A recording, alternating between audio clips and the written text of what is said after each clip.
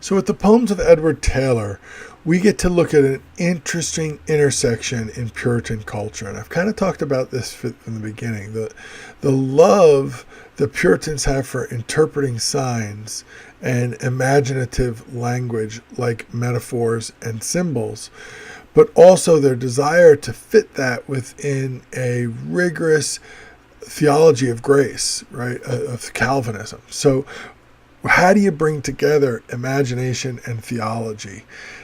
Well, one way is through poetic devices like the metaphysical conceit. And we're going to take a look at Edward Taylor, who was a frontier pastor during the late 17th century and early 18th century, who used poetry as a tool for preparing to either write or deliver his sermons. So for Edwards, poetry wasn't the end point. I'm sorry, not Edwards, Taylor. For Taylor, poetry wasn't the end point. For Taylor, poetry was a warm-up exercise. The end point was the sermon. The end point was his religious service to his community. I think that's kind of a fascinating reimagination of the purpose of poetry. And it is the primary reason we don't discover Taylor's poems until the 20th century, literally buried somewhere in the Yale University library, because the poems weren't meant for public consumption. They were a private exercise. It's amazing how good they are, given that they really were just done as this kind of exercise, how polished they are. And it makes me think that maybe someday he was hoping there would be an audience to read it, and maybe he was sharing it privately in ways we don't know about with some people. Anyway, the key thing about these poems is that imagination is once again in the Puritan mindset of invoked as a tool of self-examination, right? What is my relationship to God, and how do I understand God's role in my life, God's role in the universe?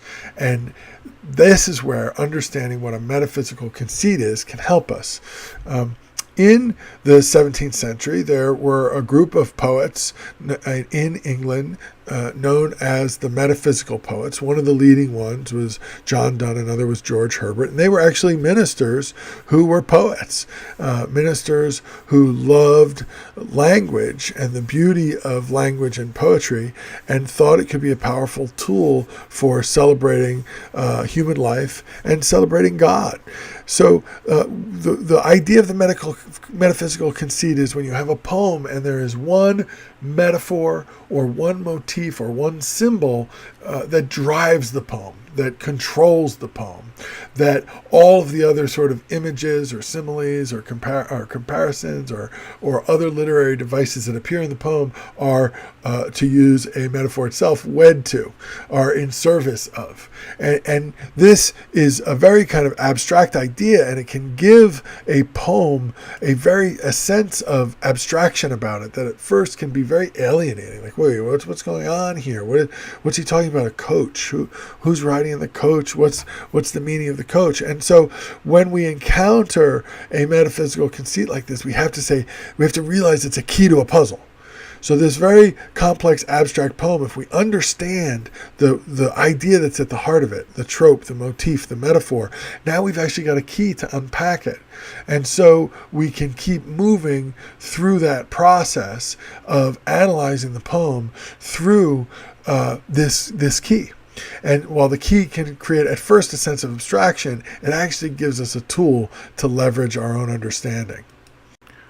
So our mission, if we choose to accept it, is to find that key. The first time we read through the poem, we're just trying to figure out what's the conceit here, what's the key word, idea, metaphor that we can unpack here.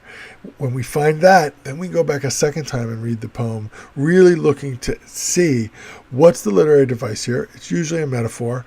What's the tenor and vehicle? How can we unpack it? How does Taylor use that device to generate meaning?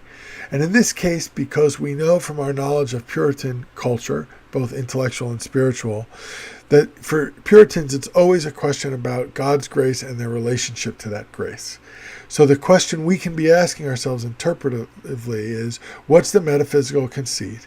And how does it enhance our understanding of Taylor's message about God's grace and its role in our lives? Hope that helps. See you in Blackboard.